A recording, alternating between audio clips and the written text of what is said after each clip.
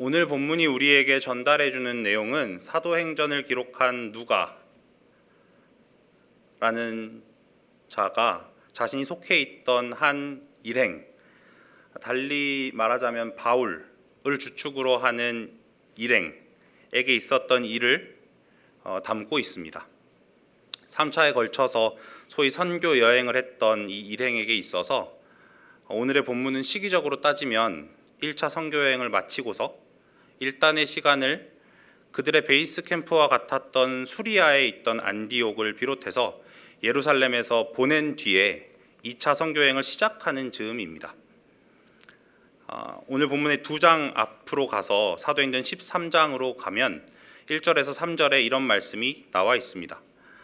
안디옥 교회가 주를 섬기면서 금식할 때 성령 하나님께서 자기가 시키는 일을 위하여 바나바와 바울을 따로 세우라고 명령을 하십니다. 그리고 교회는 말씀대로 그들을 안수하여 보내게 되죠. 기억하실지 모르겠습니다만 바울이 회심한 뒤에 예루살렘에 가서 형제들을 사귀고자 했을 때 모두 그의 회심에 대해서 믿지 않았더랬습니다. 근데 그 상황에 팔을 걷어붙이고 바울과 교제하려고 했던 이가 바로 여기 바울과 함께 나오는 바나바입니다. 13장 사도행전 13장에 나오는 바울과 바나바에서 바나바란 말입니다. 이 사실을 좀 더 앞으로 가셔서 사도행전 9장 26절로 27절 말씀으로 확인해 보겠습니다.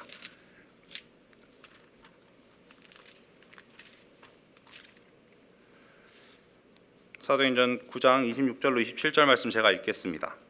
사울이 예루살렘에 가서 제자들을 사귀고자 하나 다 두려워하여 그가 제자됨을 믿지 아니하니 바나바가 데리고 사도들에게 가서 그가 길에서 어떻게 주를 보았는지와 주께서 그에게 말씀하신 일과 다메섹에서 그가 어떻게 예수의 이름으로 담대히 말하였는지를 전하니라. 여기 이 기록 이후로 9장 나머지와 10장, 11장 그리고 12장에 이르기까지 사도행전의 저자인 누가는 바울이 아니라 베드로 사도의 행적과 관련된 기사를 전합니다. 그러던 차에 11장 마지막 즈음에 가서 잠시 다시 바울과 바나바가 등장을 하죠. 그 등장하는 맥락이 의미심장해서 찾아가 보도록 하겠습니다. 사도행전 11장 19절에 가보시면, 그러니까 방금 제가 읽었던 9장 26절 27절 이후에 계속 베드로 사도의 얘기가 나오다가 사도행전 11장 19절에 이르르면 거기에 맥락은 이러합니다. 그때 스데반의 일로 일어난 환란으로 말미암아라고 되어 있습니다. 그 환란의 중심에 여러분들도 기억하시는 것처럼 회심하기 전 바울도 있었습니다. 그리고 바로 그 환란으로 인해서 예루살렘을 중심으로 모여있던 교회는 흩어지기에 이르렀던 겁니다. 그리고 20절부터 26절까지를 함께 보시겠습니다. 사도행전 11장 20절부터 제가 읽어보겠습니다. 그 중에 그브로와 구레네 몇 사람이 안디옥에 이르러 헬라인에게도 말하여 주 예수를 전파하니 주의 손이 그들과 함께 하심에 수많은 사람들이 믿고 주께 돌아오더라. 예루살렘 교회가 이 사람들의 소문을 듣고 바나바를 안디옥까지 보내니 그가 이르러 하나님의 은혜를 보고 기뻐하여 모든 사람에게 굳건한 마음으로 주와 함께 머물러 있으라 권하니 바나바는 착한 사람이요 성령과 믿음이 충만한 사람이라. 이에 큰 무리가 주께 더하여 지더라. 바나바가 사울을 찾으러 다소에 가서 만남에 안디옥에 데리고 와서 둘이 교회에 1년간 모여 있어 큰 무리를 가르쳤고 제자들이 안디옥에서 비로소 그리스도인이라 일컬음을 받게 되었더라. 살펴보신 바와 같이 당시 흩어짐, 스데반의 일로 인하여 있던 큰 환란으로 인해서 예루살렘에 있던 교회의 성도들이 흩어지게 된 그 흩어짐은 의외로 수리아의 안디옥이라는 지역에서 주 예수가 전파되도록 하였습니다. 그리고 바나바는 예루살렘 교회의 파송을 받아서 바로 그 안디옥 교회의 시작부터 함께하게 되죠. 그리고 바나바는 다소에 가서 바울을 데려옵니다. 그렇게 모인 바나바와 바울이 1년간 가르침으로 인해서 안디옥에 있던 제자들이 성경에 보면 처음으로 그리스도인이라고 불리게 되었다고 말씀은 전해줍니다. 이로부터 얼마나 시간이 흘렀을까요? 베드로와 관련해서 다르게 말하면 예루살렘 교회와 관련된 1년의 기록이 12장에서 마무리되고 사도행전 13장에서 시작되는 바울과 바나바의 1차 선교 여행은 당시에는 아시아라고 불렸고 현재는 터키 반도라고 불리는 반도의 약 남부 약간을 돌고 오는 여정으로 진행이 되었습니다. 그 1차 선교 여행부터 바울이 속한 일행이 전도하는 방식 가운데 눈에 띄는 특징 한 가지가 있었습니다. 그건 다름 아니라 그들이 방문하는 도시마다 있었던 유대인의 회당을 자신들의 전도활동 근거지로 사용했다는 점이었습니다. 처음으로 갔던 구브로, 지금은 키프러스라고 불리는 섬에서도 사도행전 13장 5절에 보시면 하나님의 말씀을 유대인의 여러 회당에서 전했던 걸 봅니다. 뒤이어 방문하게 된 터키 반도에 있던 그들이 출발했던 수리아의 안디옥과 이름이 같았던 비시디아 지역의 또 다른 안디옥이라는 도시, 그리고 또 그와 다른 이고니온이라는 도시, 모두 유대인의 회당은 바울과 바나바가 그 지역에서 활동하고 전도함에 있어서 근거지 역할을 했던 걸 보게 됩니다. 하지만 그와 동시에 한 가지 또 다른 특징은 이 1차 선교 여행 가운데 바울과 바나바는 자신들이 종국에는 이방인에게로 향하는 게 하나님께서 작정하신 바인 걸 확인하게 되었죠. 사도행전 13장 마지막 부분에 보면 이를 잘 살펴볼 수 있습니다. 비시디아 지역의 안디옥에서 두 번의 안식일을 보내면서, 비시디아 지역의 안디옥이라는 건 그들이 출발했던 안디옥이 아니라 터키 반도 안에 있던 안디옥을 이야기합니다.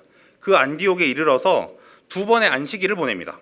그러면서 유대인의 회당에서 전도할 때 두 번째 안식일이 이르자 그 안디옥이라는 도시 안에 있던 거의 대부분의 사람들, 성경의 말씀에 따르면 온 시민이 거의 다 하나님의 말씀을 듣고자 하여 모이기에 이르렀다고 되어 있습니다. 그리고 유대인들은 그 모습에 시기하며 바울이 전하는 바를 반박하고 비방을 합니다.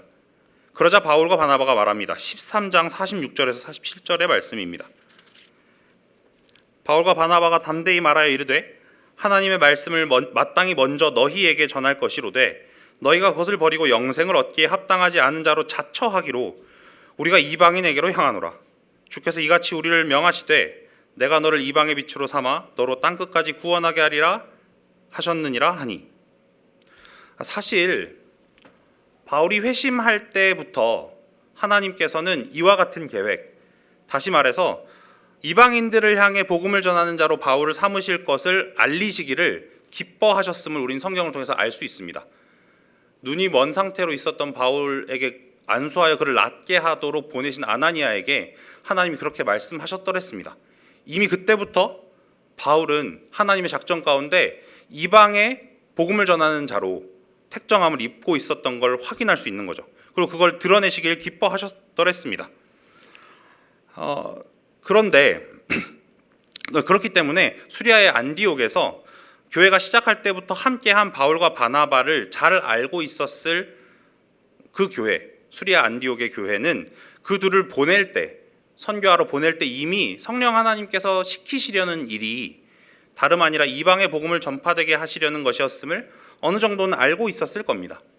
그리고 그건 전도의 현장에서 참으로 확증이 되었던 거죠. 그리고 이고니온과 루가니아 지역의 루스드라와 더베라는 도시에서도 복음을 전하고서 바울과 바나바는 왔던 여정을 되돌아가면서 각 도시에서 복음을 받아들인 제자들이 마음을 굳건히 하도록 격려하는 사역을 하고서 그들을 처음 보내었던 수리아의 안디옥으로 돌아왔습니다. 그리고 14장 마지막 절이 전해주는 대로 돌아와서 짧지 않은 시간을 보냈던 걸 확인할 수 있습니다. 14장 마지막 절이 그 1차 전도여행을 다 마무리하고 돌아온 바울과 바나바가 어떤 시간을 보냈는지를 설명해 줍니다. 14장 28절에 제자들과 함께 오래 있었다라고 되어 있습니다. 그렇게 짧지 않은 시간을 자신들의 베이스 캠프에서 보내고 있던 바울과 바나바는 하나님의 인도하심을 받는 교회의 마땅한 모습으로 두고두고 회자되는 예루살렘 공의회라는 곳에 참석하게 됩니다. 15장에서 다뤄지는 이 공의회를 통해서 이전엔 생각할 수 없었던 일 한 가지가 일어납니다. 유대인과 이방인이라는 한 교회 안에서 도저히 함께할 수 없을 것만 같은 자들이 그리스도를 머리로 한 한 교회를 이룰 수 있게 되는 걸 우리가 확인할 수가 있습니다. 맥락은 이러하죠. 바리새파에 속한 어느 신자들이 이방인 신자들에게 할례를 행하고 그들로 하여금 모세 율법을 지키라 명하는 게 마땅하다고 이야기하는 주장이 나오게 됩니다. 교회 안에서 말입니다. 그리고 이 공예보다 앞서서 이미 이방인이었던 고넬료를, 그리고 고넬료의 집안에 복음을 전했던 베드로가 그 공예 가운데 참석해서 일어나 말을 합니다. 사도행전 15장 7절로 11절의 말씀입니다. 많은 변론이 있은 후에 베드로가 일어나 말하되 형제들아 너희도 알거니와 하나님이 이방인들로 내 입에서 복음의 말씀을 들어 믿게 하시려고 오래전부터 너희 가운데 나를 택하시고 또 마음을 아시는 하나님이 우리에게와 같이 그들에게도 성령을 주어 증언하시고 믿음으로 그들의 마음을 깨끗이 하사 그들이나 우리나 차별하지 아니하셨느니라. 그런데 지금 너희가 어찌하여 하나님을 시험하여 우리 조상과 우리도 능히 매지 못하던 멍에를 제자들의 목에 두려느냐. 그러나 우리는 그들이 우리와 동일하게 주 예수의 은혜로 구원받는 줄을 믿노라 하니라. 마지막 표현대로 우리는 그들이 우리와 동일하게 주 예수의 은혜로 구원받는 줄을 믿노라. 이로써 오직 은혜라는 단어는 종교개혁의 구호 중 하나에 머물지 않고 애초부터 교회의 토대였던 걸 우리는 보게 됩니다. 그리고 그와 같은 교회의 토대는 우리에게도 그렇듯이 당시의 교회에도 위로요 기쁨이 되었습니다. 15장의 30절로 31절 말씀을 보시겠습니다. 공회를 다 마치고서 그 공회 때 일어났던 일들을 글로 정리해서 바울과 바나바에게 주어서 보냅니다. 유다와 실라를 통해서 보내죠. 그 글을 가지고 와서 어떤 일이 일어났냐면 30절에 보시면 그들이 작별하고 안디옥에 내려가 무리를 모은 후에 편지를 전하니 읽고 그 위로한 말을 기뻐하더라. 저희에게와 같이 이때 당시의 교회에도 오직 은혜라는 말은 그렇게 위로가 되는 말이었고 기쁨이 되었던 걸 확인하게 됩니다. 그리고 바울과 바나바는 다시 안디옥에서 유하고 있습니다. 뒤이은 구절을 보시면 35절에 바울과 바나바는 안디옥에 유하며 수다한 다른 사람들과 함께 주의 말씀을 가르치며 전파하니라 라고 되어 있죠. 간단히 살펴보았습니다만 이와 같은 맥락에 이어서 오늘의 본문이 기록되어 있습니다. 바울은 1차 여행 때 복음을 전했던 도시들로 다시 방문해서 형제들을 살펴보자고 바나바에게 말합니다. 그런데 그 여정에 마가라는 요한을 데리고 갈지 말지에 대해 바울과 바나바의 의견이 엇갈리게 되죠. 이 마가 요한이라는 사람은 1차 여행 때 수리아의 안디옥을 떠나자마자 그들이 방문했던 구브로라는 키프로스라는 그 섬에서, 사실 그 섬은 바나바의 고향 섬이기도 했습니다. 그 섬에서 수행원으로 합류를 했습니다.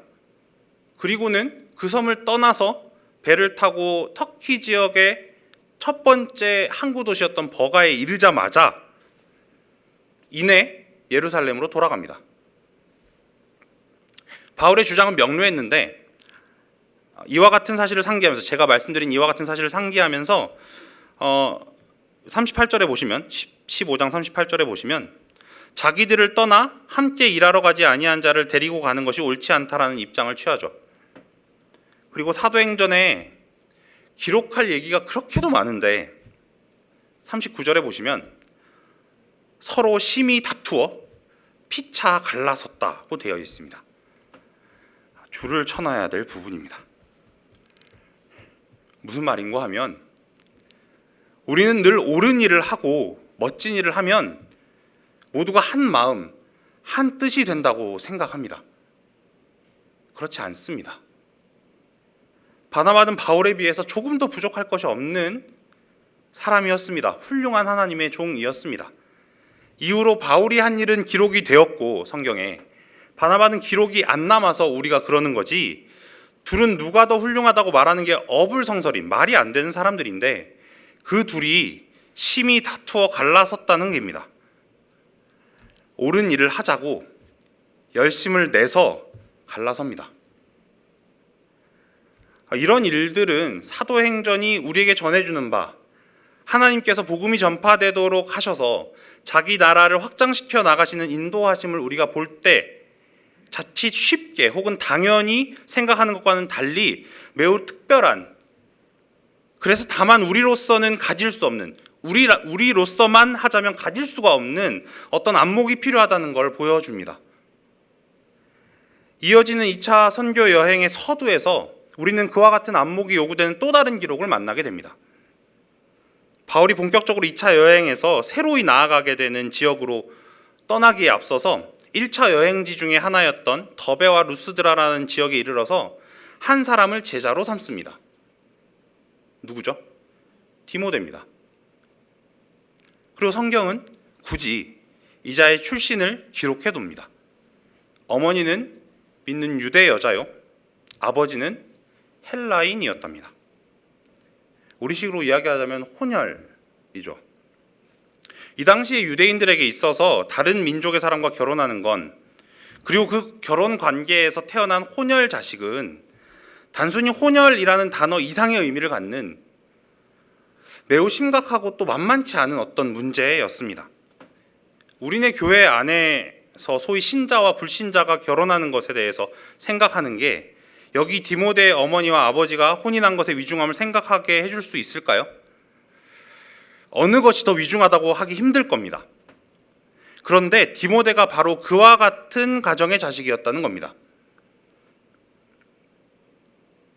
그래서 역사가 다 이루어진 오늘에서야 우리가 말할 수 있게 되었습니다만, 복음이 유대인에게서부터 온 세상에 이르도록 하나님께서 택하신 천하 만민에게 전해지는 것이 하나님의 작정하신 뜻일진데, 디모데는 소위 적임자였습니다. 왜냐하면 그도 그럴 게 당시 세상의 통치권, 소위 지중해의 지배력은 우리가 잘 알듯이 로마라는 나라가 가지고 있었습니다. 하지만 로마라는 나라가 이루어지기 훨씬 전부터 보이지 않는 사상적인 영향력으로 훨씬 더 깊숙이 사람들에게 스며들어 있던 건 헬레니즘이었습니다. 오죽하면 로마도 그들의 언어로 헬라어, 그리스어를 사용했겠습니까? 다시 말해서 로마라는 나라의 눈에 보이는 통치 권력을 넘어서서 명실상부 온 세상을 묶고 있던 건, 당시 온 세상을 묶고 있던 건 헬레니즘이라는 사상이었던 겁니다. 그리고 유대로부터 난 하나님의 복음은 그 헬레니즘을 배경으로 서 있는 온 세상 사람들에게 이르러야 했습니다. 그렇기에 유대인 어머니와 헬라인 아버지를 둔 디모데는 그 출신 배경으로부터도 그 두 문명과 사상을 연결하는 다리와 같다고까지 할 수 있겠습니다. 참, 이런 게 조건이 된다는 말인가 하는 생각이 드실지도 모르겠습니다. 오히려 성령 충만하고 헌신하고 도덕성이 있고 능력을 가지는 것이 조건이 된다면야 하고 우리는 생각하는데, 성경은 지금 우리의 기대와 전혀 다른 진술을 이어가고 있는 겁니다. 여기서 조금 더 나아가서 디모데후서 1장 3절 이하를 가시면 출신 배경으로 뿐만이 아니라 디모데의 됨됨이를 좀 더 살펴볼 수가 있습니다. 함께 디모데후서 1장으로 가보시겠습니다. 아시는 바와 같이 디모데 전서는 사적인 서신이라고 할 법하게 선배 목회자인 바울이 후배 목회자인 디모데를 격려하기 위해서 보낸 서신이었죠. 근데 거기서 오늘 1장 3절로부터의 말씀을 잠시 제가 읽어보겠습니다. 눈으로 같이 보시기 바랍니다. 내가 마게도냐로 갈 때 너를 권하여 에베소에 머물러 한 것은 어떤 사람들을 명하여 다른 교훈을 가르치지 말며 디모데 후서입니다. 제가 디모데 전서를 읽었군요. 디모데후서 1장 3절로 8절의 말씀입니다. 네. 내가 밤낮 간구하는 가운데 쉬지 않고 너를 생각하여 청결한 양심으로 조상적부터 섬겨오는 하나님께 감사하고 내 눈물을 생각하여 너 보기를 원함은 내 기쁨이 가득하게 하려 함이니 이는 내 속에 거짓이 없는 믿음이 있음을 생각함이라. 이 믿음은 먼저 내 외조모 로이스와 내 어머니 유니게 속에 있더니 내 속에도 있는 줄을 확신하노라. 그러므로 내가 나의 안수함으로 내 속에 있는 하나님의 은사를 다시 부릴 듯하게 하기 위하여 너로 생각하게 하노니 하나님이 우리에게 주신 것은 두려워하는 마음이 아니오 오직 능력과 사랑과 절제하는 마음이니 그러므로 너는 내가 우리 주를 증언함과 또는 주를 위하여 갇힌 자 된 나를 부끄러워하지 말고 오직 하나님의 능력을 따라 복음과 함께 고난을 받으라. 바울이 지금 디모데에게 무슨 말을 합니까? 너 두려워 말아라. 내가 너의 속에 있는 하나님의 은사를 다시 부릴 듯하게 하고자 한다. 이런 말이 왜 필요한 겁니까? 아마도 디모데는 소위 영적인 침체를 겪고 있었을지도 모르겠습니다. 두려워하지 말라, 부끄러워하지 말라라는 권면으로 미루어 볼 때 디모데는 지금 두려워하고 부끄러워할 만한 상태, 아니 더 나아가서 두려워하고 부끄러워하고 있는지도 모릅니다. 사도 바울은 갇혔고 그 감금은 지금 이 디모데후서의 배경이 되는 그 감금은 사도행전 말미에서 다뤄진 바 있는 가택연금보다 시간적으로 뒤에 이뤄진 그야말로 곧 죽게 될 감금이었기 때문에 가히 디모데의 마음이 위축될 만했습니다. 이런 성경의 진술로 미루어 보아서 디모데는 우리가 쉬이 생각하는 지도자라면 마땅히 가지고 있어야 한다고 배워온 그 어떤 건 갖고 있지 못했던 걸로 보여집니다. 그 무슨 담대함이랄까, 아니면 열정, 이런 것과는 다소 거리가 있어 보입니다. 그런데 고린도전서 2장으로 가보면 사도 바울은 스스로를 들어서 이와 같은 우리의 관찰, 이상한데? 지도자는 마땅히 이런 걸 가지고 있어야 되는데 왜 가지고 있지 못한 것 같아 보이지라는 이런 관찰과 질문에 대해 스스로를 들어 답을 하게 되는 걸 보게 됩니다. 고린도전서 2장 1절로부터 보시면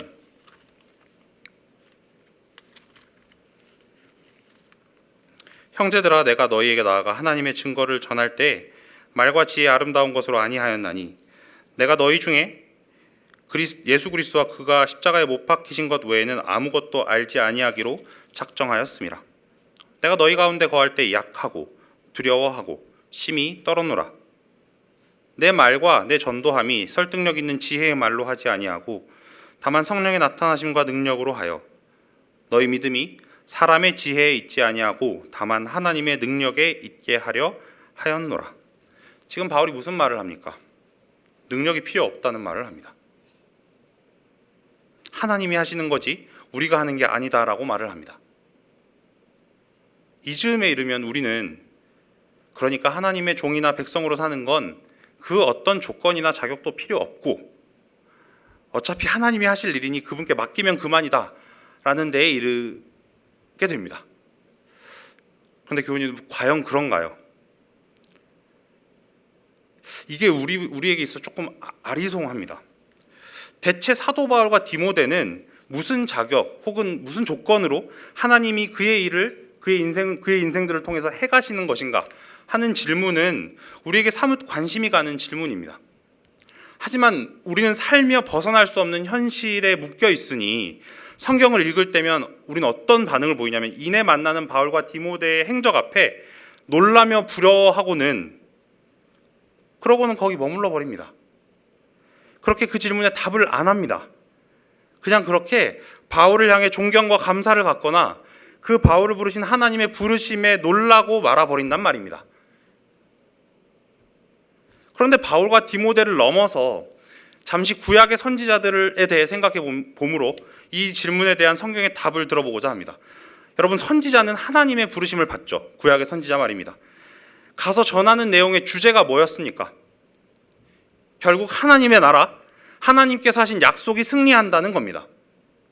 그러면서 그들이 전하는 바가 무엇이었는고 하면 지금 너희가 맞닥뜨린 위협은 문제가 되지 않는다고 하죠.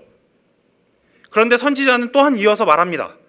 지금 닥친 위협은 문제가 아닌데 진짜 문제는 뭐냐면 지금 너희는 그 문제가 전부인 양 그걸 해결하려고 하나님을 떠나 이방신으로 가 있지 않냐?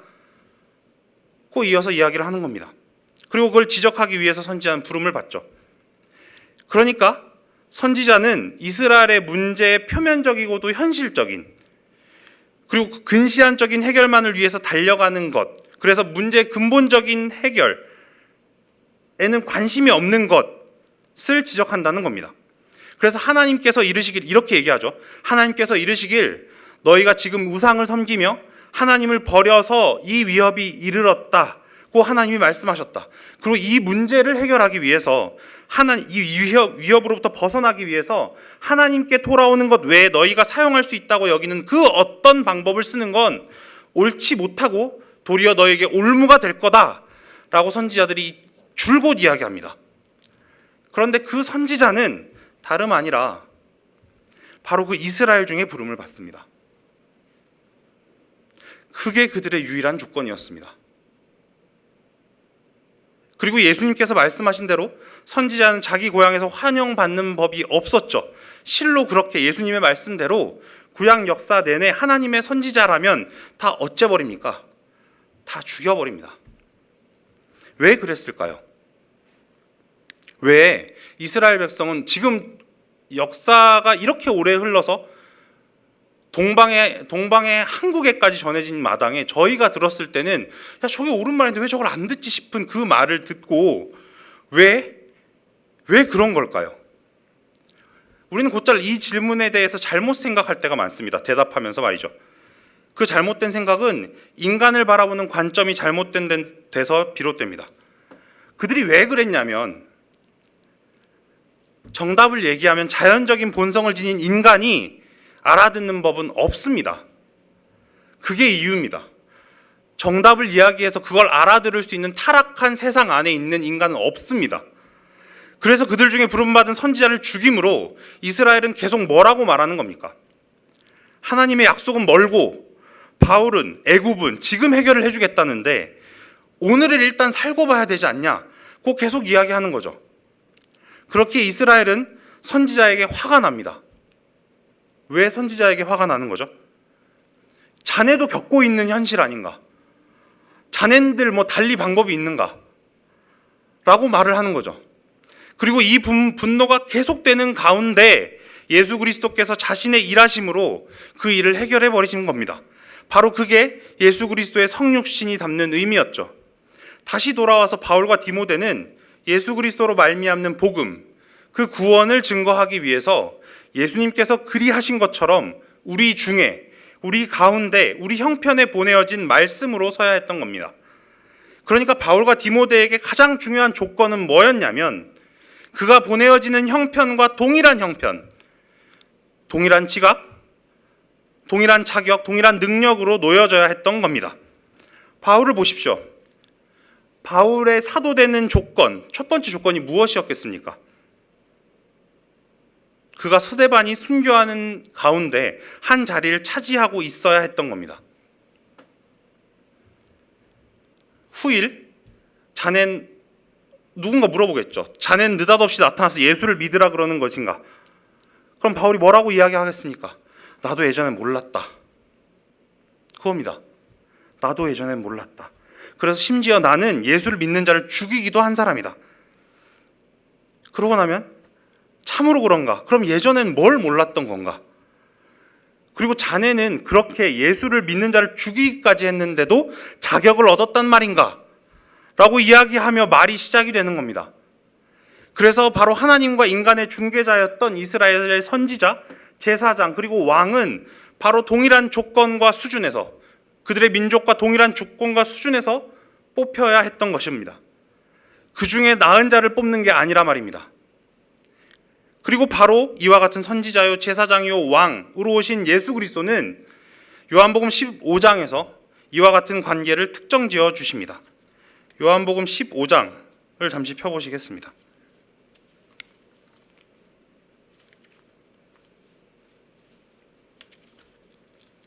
요한복음 15장 13절로 15절의 말씀입니다.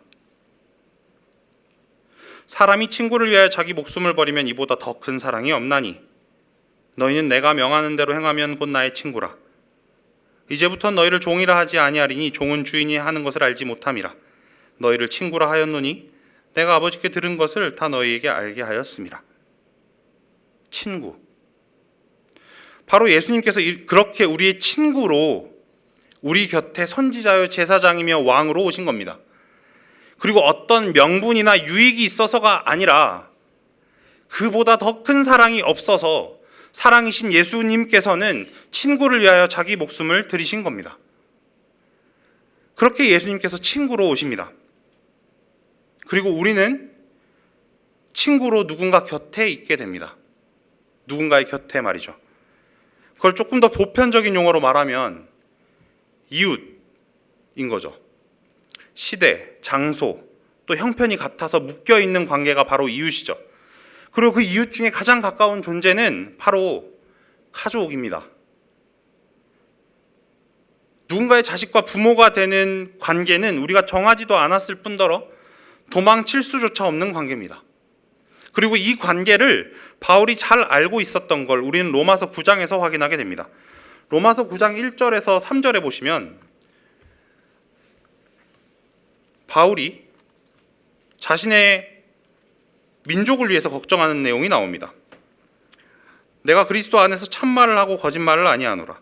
나에게 큰 근심이 있는 것과 마음에 그치지 않는 고통이 있는 것을 내 양심이 성령 안에서 나와 더불어 증언하노니 나의 형제 곧 고륙의 친척을 위하여 내 자신이 저주를 받아 그리스도에게서 끊어질지라도 원하는 바로라. 여러분, 이게 말이 됩니까? 여러분, 이런 거 하실 수 있습니까?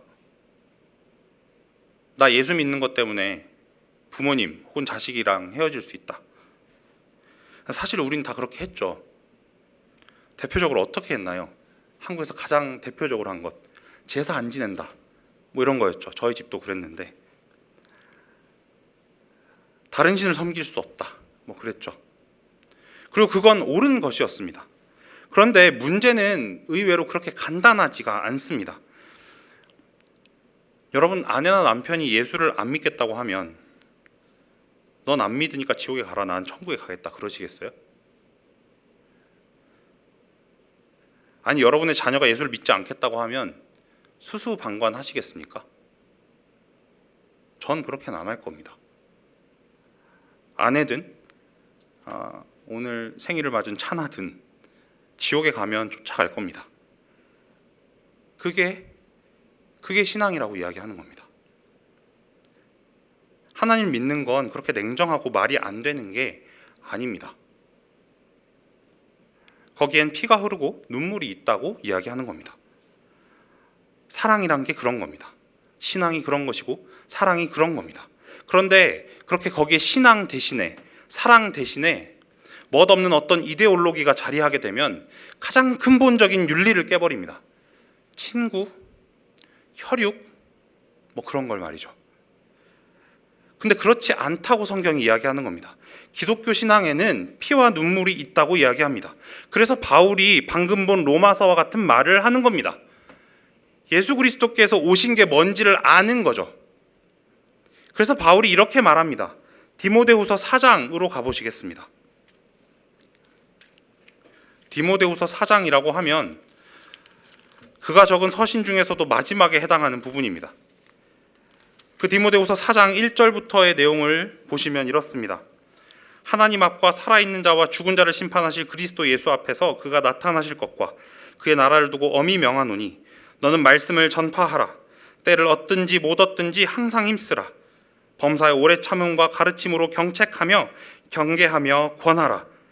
때가 이르리니 사람이 바른 교훈을 받지 아니하며 귀가 가려워서 자기 사역을 따를 스승을 많이 두고 또 그 길을 진리에서 돌이켜 허탄한 이야기를 따르리라. 그러나 너는 모든 일에 신중하여 고난을 받으며 전도자 일을 하며 내 직무를 다하라. 전제와 같이 내가 벌써 부어지고 나의 떠날 시각이 가까웠도다. 나는 선한 싸움을 싸우고 나의 달려갈 길을 마치고 믿음을 지켰으니 이제 후로는 나를 위하여 의의 면류관이 예비되었으므로 주 곧 의로우신 재판장이 그날에 내게 주실 것이며 내게만 아니라 주의 나타나심을 사모하는 모든 자에게도니라. 여러분, 우리는 곧잘 이 부분을 바울의 위대한 마지막 고백으로 읽습니다. 누구도 흉내낼 수 없는 헌신과 인생을 산 바울의 마지막 고백으로 말입니다. 그런데 정작 바울은 그렇게 말하고 있지 않은 걸 방금 제가 읽었던 9절 중 8절의 마지막에서 확인할 수가 있습니다. 바울이 뭐라고 이야기하나요? 자기에게만 아니라 주의 나타나심을 사모하는 모든 자에게 라고 이야기합니다. 그렇다면 방금 읽은 것과 같은 권면을 할 수 있었던 바울이 산 인생을 그날에 내게만이 아니라 주의 나타나심을 사모하는 모든 자 역시나 살 수 있게 된다는 것인데 그 인생이 어떤 인생이었습니까? 앞서 살핀 대로 바울은 스데반을 죽이고 그리스도의 교회를 핍박함으로 복음을 전하는 자의 조건을 가집니다. 나도 예전엔 몰랐다라는 걸 말할 수 있게 된 거죠. 나도 예전엔 틀렸다. 이게 없이는 죄인된 인간의 이웃이 될 수가 없습니다. 우리의 조건이 뭡니까? 바나바와 바울이 싸운 게 우리 조건이고 바울이 스데반 죽이고 교회를 핍박한 게 우리 조건이란 겁니다. 제대로 예수 믿은 것 같이 살지 못하고 훌륭하지 못하고 다른 것으로 자랑하거나 발언권을 가질 수 없는 게 우리 조건이란 겁니다. 우리가 우리 인생과 존재를 성경이 설명하는 대로 이렇게 이해하지 못하면 우리는 늘 누구를 부러워하고 원망하고 창피해하고 성질 부리다가 시간만 죽이게 될 겁니다. 그게 아니란 걸 우리가 다 알아야 합니다. 우리의 못남과 실패와 한계, 그리고 무지와 게으름과 편견 속에서 하나님이 일하신다는 걸 기억하셔서 우리 모두 자신 있게 틀릴 수 있어야 합니다. 일부러 틀리라는 얘기가 아니라 자신 있게 틀리고 주 앞에 용감할 수 있어야 한다는 겁니다. 하나님, 어제는 어쩔 수가 없었습니다. 그래도 오늘은 어떻게 제대로 해볼 요량입니다. 그리고 저녁엔 잊었습니다 라고 할지라도 그렇게 걸어가야 된다는 겁니다. 하나님께서 일하신다는 걸 잊지 말고 말입니다. 그렇게 거룩해지는 겁니다. 열매가 맺히는 거죠. 성경이 바울과 디모데의 사역으로 어떤 결과가 있었는지에 대해서 오늘 본문 5절에서 말하고 있는 것처럼 말입니다. 여러 교회가 믿음이 더 굳건해지고 수가 날마다 늘어가니라 라고 되어 있는 것이죠. 이어서 오늘 본문의 마지막 부분을 그냥 치듯이 읽고 지나가려 셈 치면 소위 극동 아시아에 살고 있는 우리로서는 꽤나 서운한 말씀인 걸 봅니다. 16장 6절 말씀에 보시면 성령이 아시아에서 말씀을 전하지 못하게 하시거늘. 하지만 실상 그런 말씀이 아니죠. 여기서 말하는 아시아라는 건 지금의 터키가 있는 소아시아를 말합니다. 그런데 성령이 바울 일행이 바로 그 소아시아에서 사역하는 걸 못하게 하셨다는 겁니다. 어떤 식으로 그렇게 막으셨던 걸까요? 확실히 말할 수 있는 것 한 가지는 단순히 핍박이 있었다거나 회심자가 없었다거나 하는 시기였다고 생각하긴 곤란하다는 겁니다. 왜냐하면 아시아와 비두니아로 가는 여정이 다 막혀서 결국 가게 된 마게도냐에서 핍박과 반대가 없었습니까? 내내 있었기 때문입니다. 오히려 이 문장으로부터 우리는 바울이 성령 하나님께서 못하게 하시는 걸 알았다는 사실을 교훈받게 됩니다. 그게 어떤 방식이었는지 알지 못하나 바울이 그걸 알았던 거죠. 그리고 또 하나 기억해야 될 사실은, 그럼 아시아에는 하나님께서 복음 전하는 걸 완전히 막으셨나요? 그게 아니라는 걸 우리는 후일 알게 되죠. 그 아시아에 있던 에베소에서 2년 동안 복음을 전했던 걸 확인하게 됩니다. 그럼 그 뒤에 이어지는, 오늘 그 6절 이후에 이어지는 아시아에만 전하는 걸 막으신 게 아니라 거기서 틀어져서 어디로 향합니까? 부르기아 갈라디아 땅으로 다녀가서 어디로 가죠? 무시아 앞에 이르러서 비두니아로 가고자 애쓰되 예수의 영이 또 허락지 않으십니다. 비두니아라고 하는 건 유럽의 흑해 약간 북쪽에 있는 지역을 이야기합니다. 근데 이 비두니아 지역은 또 어땠습니까? 저와 여러분들이 성경을 통해서는 확인할 수 없으나 교회사 가운데 있는 기록들 중에서 비두니아의 감찰사로 있던 폴린이라는 자가 있습니다. 플린이라는 자. 그 자가 그 당시 황제였던 트라얀이라는 사람에게 AD 70년경에 보낸 편지가 있습니다. 근데 그 편지에 보면 이미 비두니아에도 바울이 지금 이 마게도냐로 가서 전했던 복음과 동일한 복음이 전파되어서 수많은 회심자가 있었던 걸 전해줍니다. 그러니까 문제는 뭔가 하면 이 맥락에서 하나님께서 인도하시고자 하는 길이 마게도냐 지역이었던 거죠. 그리고 그 마게도냐 지역은 저와 여러분들이 잘 아는 것처럼 앞서 제가 말씀드린 당시 사상적 배경의 근본이 되고 있었던 헬레니즘이 시작한 지역이었습니다. 근데 그 지역으로 바울 일행을 보내시기 위해서 앞서 무슨 일을 하셨나요? 디모데를 제자로 삼게 하시지 않습니까? 그리고 마게도냐로 이르러서 저와 여러분들이 사도행전 후일에서 잘 알게 되는 대로 수많은 철학자들이 섰던 아테네 아레오바고라는 곳에서 바울이 복음을 전하게 됩니다. 그런 일들이 일어나도록 하나님께서 섭리하시는 겁니다. 그런 가운데 오늘 이 문장으로부터 뒤이은 표현에서 성령을 굳이 다른 표현으로 구분하여 말하는 걸 보게 됩니다. 성령이라는 그러니까 16장 6절에서 시작할 때 성령이 막았다라고 되어 있는데 그 문장을 계속 이어가다 보면 맨 마지막에 어떤 표현이 등장하냐면 예수의 영이라는 표현이 등장을 하죠. 우리가 잘 알듯이 우리가 믿는 삼위일체 하나님을 믿으며 사는 우리 인생 중에서 그 하나님을 우리는 다만 한 분 하나님으로 인식할 수가 있습니다. 신명기에도 나와 있는 대로 주는 오직 한 분 하나님이시라고 우리 모두 인식하게 되는 거죠. 오늘은 예수님의 인도함을 받고 내일은 성령 하나님의 인도하심을 받고 이런 것으로 구분지어서 인식할 수 있는 존재가 우리는 못 됩니다. 그리고 새 위격으로 계신 그 하나님께서는 공히 주무시거나 졸지 않으시고 자기 백성을 인도하시길 쉬지 않으십니다. 그 하나님께서 바울 일행을 2차례나 걸쳐 막으시고 일행은 그 하나님의 막으시는 것을 인정했던 걸 오늘 이 부분은 확인시켜 주는 것입니다. 그리고 이어지는 내용 가운데 밤에 마게도냐 사람 하나가 환상 중에 자기들을 도우라고 하는 걸 바울이 보게 됩니다. 그리고 그 환상에 대한 응답을 볼 수 있는 오늘 본문 마지막 구절에서 우리가 주목할 수 있는 사실 한 가지가 있습니다. 마게도냐 사람의 환상을 본 건 한 사람이었습니다. 오직 바울이었죠. 그런데 그 환상에 대한 응답은 우리가 하는 걸 보게 됩니다. 우리는 오늘 본문의 시작에서 바울과 바나바가 보다 일상적인 문제에서 심히 다투어서 피차 갈라서기까지 하는 걸 봤습니다. 그런데 또한 하나님께서는 비상한 방식으로 바울에게 자기의 계획을 알려주셨고 함께한 일행이 그에 즉각적으로 모두 다 함께 반응하는 걸 보게 됩니다. 그 반응의 이유가 오늘 마지막에 기록되어 있는데 다름 아니라 바울 개인에게 주어진 환상이 다만 그에게만 국한되는 것 아니라 함께하는 일행 전체가 마게도냐에 복음을 전하라고 하나님께서 그들을 부르시는 걸 담고 있다라고 인정했기 때문이랍니다. 교회를 인도하신 하나님의 인도하심이라는 건 오늘 본문 전체에서와 같이 전혀 기계적이지 않고 되려 굉장히 인격적인 걸 확인하게 됩니다. 우리도 바로 이와 같은 교회를 이루며 그 교회에 속하여 그리스도의 신부로 살아갑니다. 헬레니즘의 발원지였던 마게도냐 지역도 예수 그리스도로 말미암는 구원, 그를 믿는 믿음으로 말미암는 영생의 기쁜 소식이 없이는 그저 파선하고 망한 자들에 불과했던 것입니다. 그 앞에 바울 일행이 예수 그리스도를 전하기 위한 그리스도인으로 보내어진 것처럼 우리 역시 복음이 전해져야 할 곳에 예수와 연합한 교회 안의 지체로 보내어져 있다는 겁니다.